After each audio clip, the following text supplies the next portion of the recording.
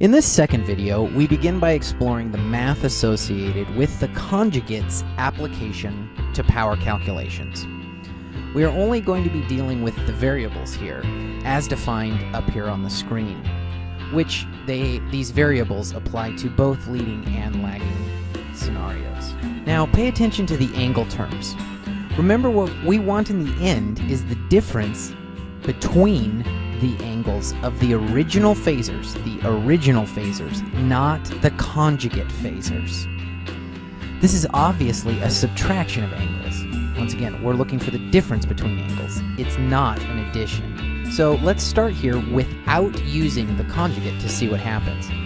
Keep in mind, these are written in polar notation here. So what we're doing here is we're multiplying the voltage and the current phasors together, and that's shown here in proper polar algebra as the multiplication of the magnitude variables and the addition of the angles together. Now we expand the polar notation into the full trigonometric notation, which uses the sine and the cosine.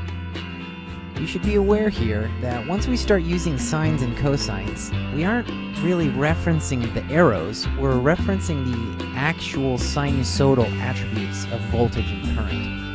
And if the relationship between phasors and sinusoidal waveforms is not clear to you, don't worry too much. We hope to have some videos to cover that topic sometime in the future. Don't ask me when just now. You see that we are multiplying the magnitudes, which is exactly what we want. But when you look at the angle terms within the sine and cosine, you'll see that they are being added together. What do these represent? Well, look up here. You'll see that it's actually the conjugate angle, phi asterisk. This conjugate angle, if you look on the graphs, doesn't demonstrate the difference between the original voltage and current phasors. So that means this just can't be right, because we need to subtract the angles to get the difference. So you should start here to see why we might need to use the conjugate, or at least you should get the feeling that this non-conjugate formula is insufficient for our calculations. Now let's apply the conjugate version of this formula to see if we get a better outcome. The setup is the same, but notice the angles. We're getting the difference between the angles, and we're not summing them as we saw in the previous formula. So remember, we're using the current's conjugate phasor. The magnitude stays the same. The angle is what changes. It's the opposite. That's what the conjugate does. So there's nothing particularly profound actually to get out of this. We're just using a math tool. But this is why we use the conjugate. It gives us the difference between the two angles, what we were searching for from the very beginning.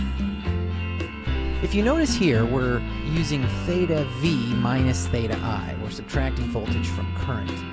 While above, we did happen to show that it was theta I minus theta V. But that's not really significant. What the conjugate is doing is it's allowing us to get the difference between the two. So whether the voltage comes first or the current comes first in the subtraction, that doesn't matter. We're looking for the difference. And that's really the brilliance of using the conjugate, is it applies to both leading and lagging scenarios. So the mystery of the conjugate now is solved. Pretty cool, huh?